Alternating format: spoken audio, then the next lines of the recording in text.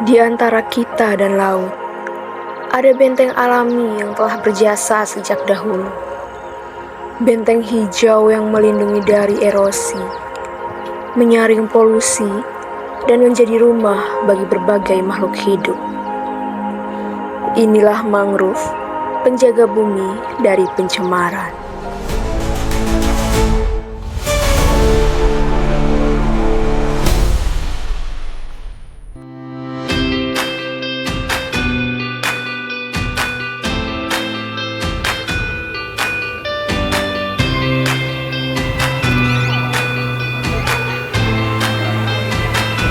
Insight lah dari film sebelumnya itu bisa kita katakan sebagai regeneratif.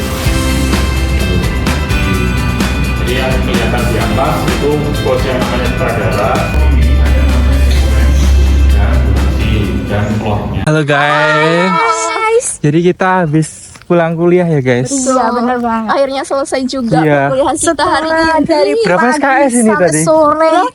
Aduh, aku sampai lupa Tahu saking dah. banyaknya. 11 SKS gak sih? Waduh, iya kayaknya gitu. Soalnya kita dari pagi sampai sore nggak sih? Iya. Ayo kita duduk di sana Iya, dulu. boleh, ayo. Rek, mangka nenek matkul KLH ya. Kok seru banget ya. ADW iso ndelok video dokumenter dan lain sebagainya. Kayak kita dapat insight banyak gitu loh dari matkul tadi. Iya bener Zal. Apa mana awak dewe mau kan untuk tugas gak Zara? Bener sih, San, ngomong-ngomong soal tugas, awak dewe kan disuruh bikin film short movie gak sih, Rek? Enaknya awak dewe ngambil tema apa ya? Nah, ngomong-ngomong tugas iku mang, aku ki duwe ide rek sebenarnya. ADW kan yang Surabaya ya. Nah, ADW dulu iku ADW kan cedek ambek hutan mangrove ya.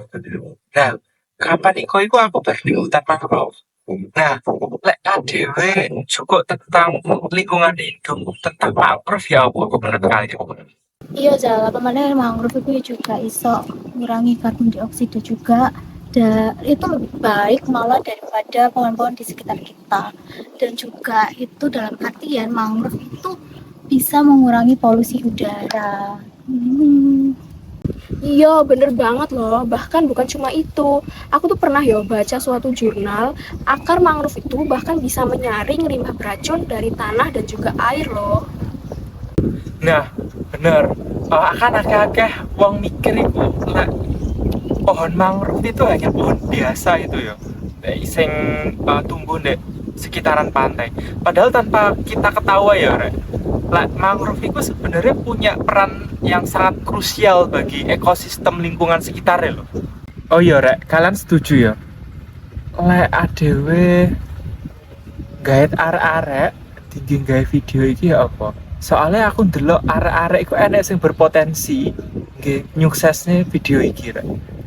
Nah, aku setuju Zal mbak idemu Zal. Apa menurutmu Cip? Aku juga setuju banget. Bagus loh kalau misalnya kita ngambil tema mangrove sebagai film short movie kita. Oke, gas. Oke guys. Banyak orang berpikir bahwa mangrove hanyalah pohon biasa di tepi pantai. Padahal, mereka punya peran besar dalam menjaga keseimbangan ekosistem.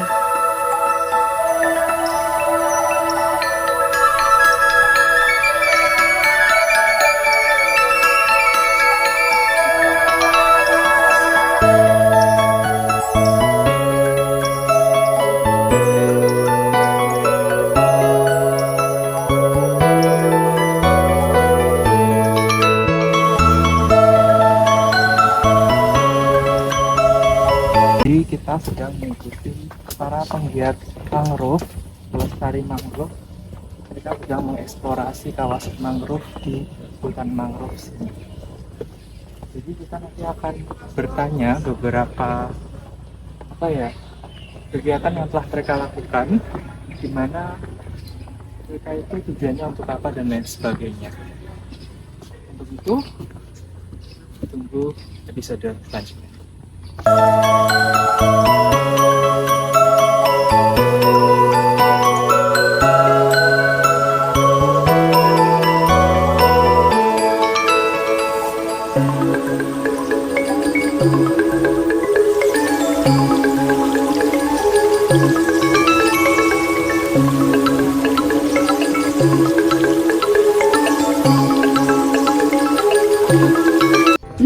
Mangrove-nya di kita itu berbeda dengan yang lain.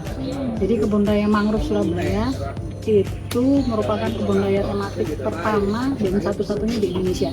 Pertama dan satu-satunya di Indonesia. Nggak ada lagi kebun raya mangrove yang lain selain di sini. Untuk peran mangrove sendiri itu apakah seberdampak itu bagi pencemaran atau penanggulangan pencemaran itu sendiri? Dari sisi emisi kita bisa mengurangi pencemaran udara. Jadi oksigen yang dihasilkan oleh tanaman mangrove itu jauh lebih besar dibandingkan dengan jenis tanaman yang lain. Lebih besar? Betul. Itu. Terus kemudian yang kedua, kalau dari sisi air, kualitas air itu mangrove itu punya akar yang akarnya itu bisa berfungsi sebagai filter penyaring. Bisa jadi filter penyaring alami, betul. Akhirnya area yang ada mangrove-nya itu kualitas airnya lebih bagus. Seperti itu. Itu dari sisi ini ya, pencemaran ya, baik kualitas udara, pencemaran udara maupun pencemaran air. Terus kemudian dari sisi ketahanan untuk adaptasi mitigasi.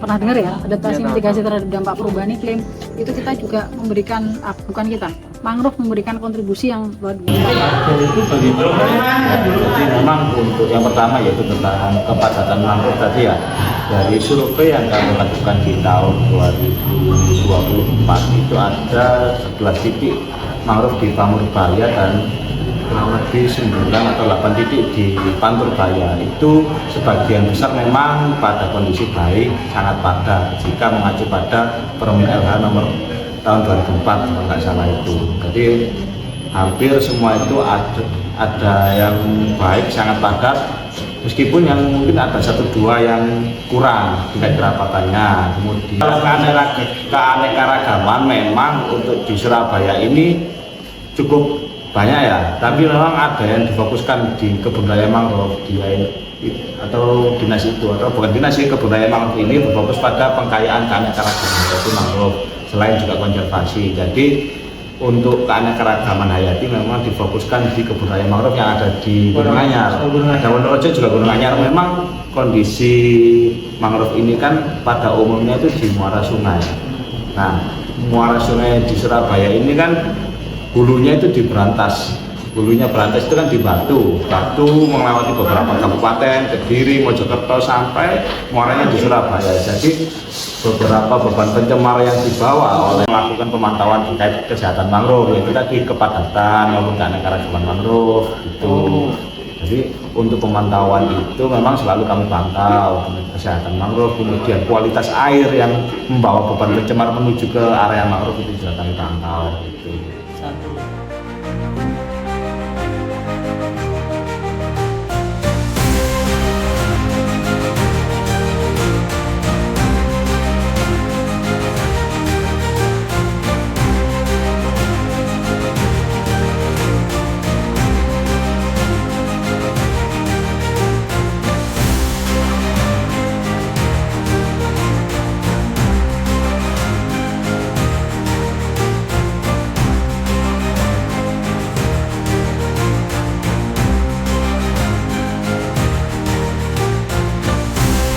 Jadi teman-teman, hari ini kita sedang menuju ke tempat penanaman mangrove untuk melakukan penanaman.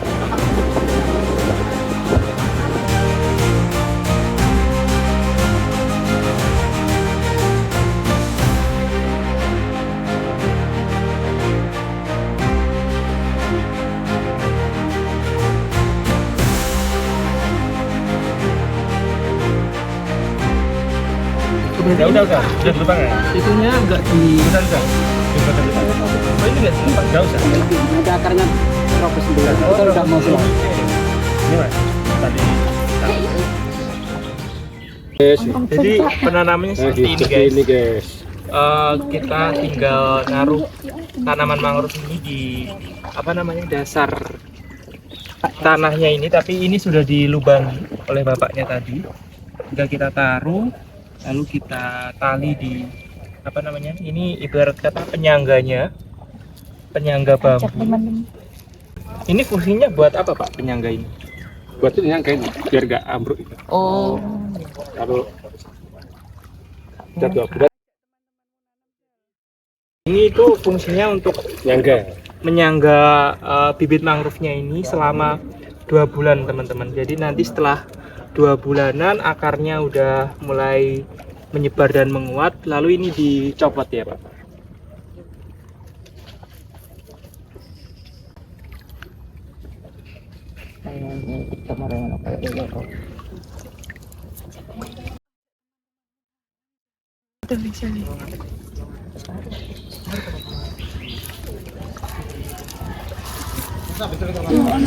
Halo teman-teman, jadi pas waktu kita tadi penanaman aku nggak sendiri nih, aku bersama teman-temanku yang lainnya ini. halo. Hai. Jadi kita udah menanam berapa mangrove tadi teman-teman? Menanam Guys. Tapi sebelumnya di sini tuh masih banyak sekali ya, kayak ada yang action 2000 pohon juga, tadi kita juga dari beberapa yang lain, terus kita nanam 5. Iya, nanam 5 guys. Dan Nah, dan kita ini memilih agak deket sama laut lepas ya. Iya, deket jadi agak dari bibir pantai. Iya, betul. Sebenarnya kita tadi juga mau nanam di sana, Tapi tapi ya tidak mungkin. ya agak tinggi dan kita bajunya juga nggak ada persiapan terlalu. Mangrove bukan hanya sekedar pohon, tapi penjaga lingkungan yang terus bekerja. Dengan menanam mangrove, kita turut menjaga keseimbangan ekosistem, membersihkan udara yang kita hirup, serta menyaring tanah dari pencemaran. Aksi kecil hari ini adalah salah satu investasi untuk menjaga bumi untuk lebih sehat.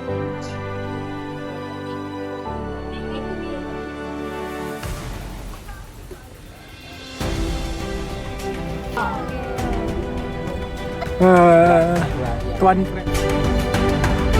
Kami menanam mangrove untuk melindungi pesisir dan menjaga alam sekitar. Namun di sisi lain, khawatir akan ada kehilangan mata proyek pencaharian. besar Waterfront City yang sedang berlangsung. Dampak reklamasi Surabaya Proyek Waterfront tersebut City, ingin menjadikan Surabaya sebagai kota pesisir modern. Salah satunya Surabaya Pembangunan yang membawa perubahan, akan dibangun di tetapi wilayah juga pesisir pantai mengancam Surabaya. keberadaan pesisir yang alami. Surabaya Tidak semua setuju, karena yang tumbuh bukan cuma beton, tetapi juga kekhawatiran.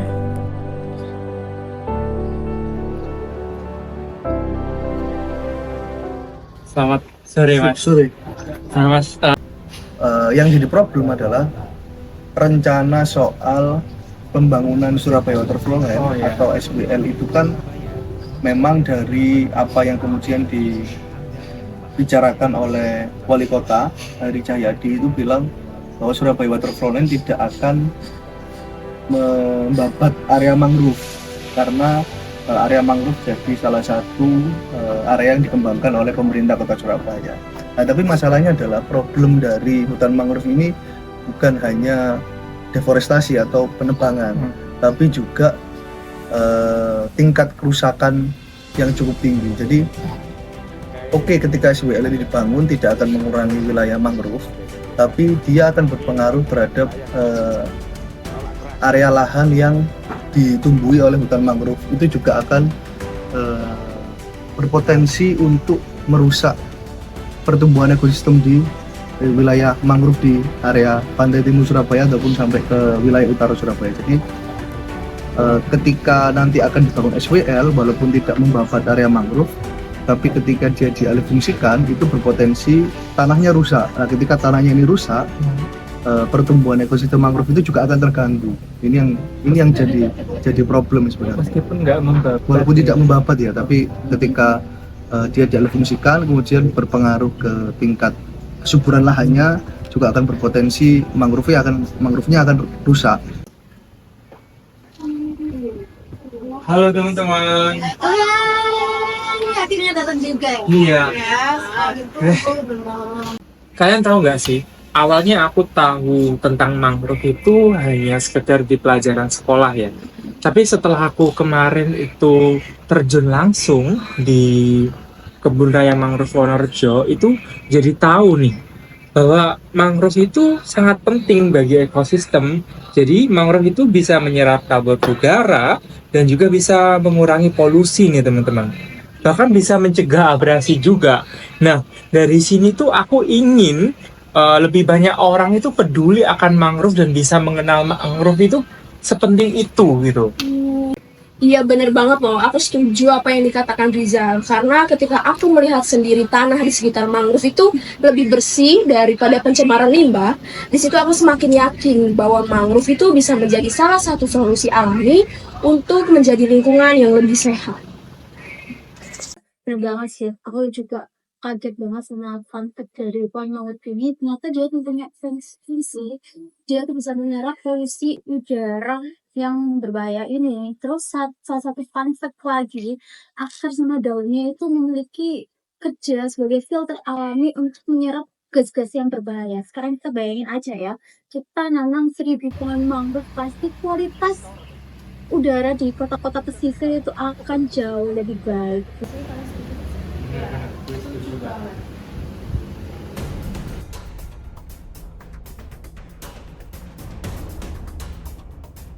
Nelayan juga gimana pada aktivitas menguruk itu butuh pasir laut yang kemudian akan memberikan dampak yang serius terhadap lingkungan, baik itu rusaknya biota laut maupun terjadi abrasi pantai kan gitu. Nah, apalagi nanti kalau proyek ini nanti dibangun, otomatis ada proses pengerjaan yang dimana itu selama 20 tahun. Nah, dari proses 20 pengerjaan ini itu sudah memberikan dampak yang luas. Pak, dari hal tersebut harapan Bapak ke depannya itu apa Pak menanggapi kasus hal tersebut? Saya kira hentikan ya seluruh proyek perampasan ruang laut seperti reklamasi yang sudah dari itu. Kemudian kalau kita mau ingin membangun masyarakat pesisir yang lebih maju, ya kita sentuh, kita coba untuk bagaimana supaya masyarakat pesisir maupun para pelaku usaha perikanan di wilayah Surabaya ini kita untuk misalkan diberi atau dilatih dalam misalkan produksi pangan. Karena kenapa? Karena dari hasil tangkapan nelayan ini sudah menyentuh atau sudah melibatkan para pelaku usaha sampai di mana-mana gitu. Mulai dari nelayan menangkap ikan, kemudian melibatkan buruh untuk memilah, kemudian mengolah atau kemudian menjemur, kemudian memasarkan, kemudian sampai di meja makan kita. Itu sudah melalui tahapan yang melibatkan sekian banyak orang.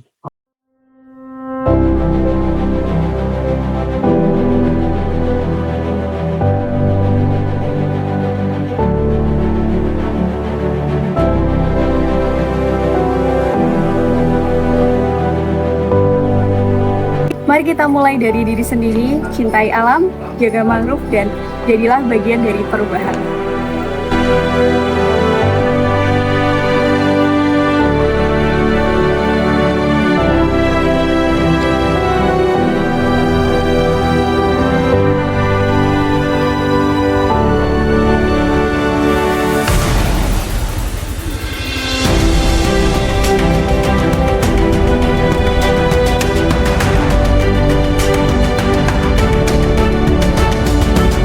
Aku ingin suatu hari nanti anak-anak kita masih bisa melihat hutan mangrove yang hijau, menikmati udara bersih, dan hidup tanpa ancaman polusi berlebihan. Semua itu bisa terjadi kalau kita bertindak sekarang.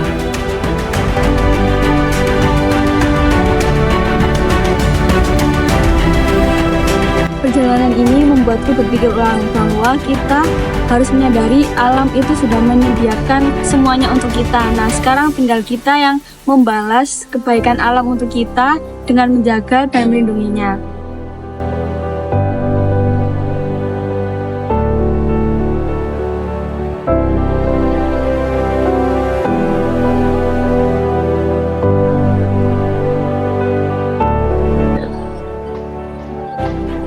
Pesan yang kita dapatkan hari ini bukan sekedar tentang mangrove, tetapi bagaimana kita harus hidup berdampingan dengan alam.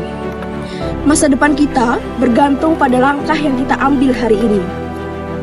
Jadi, bagaimana Sudahkah melakukan sesuatu untuk menjaga bumi?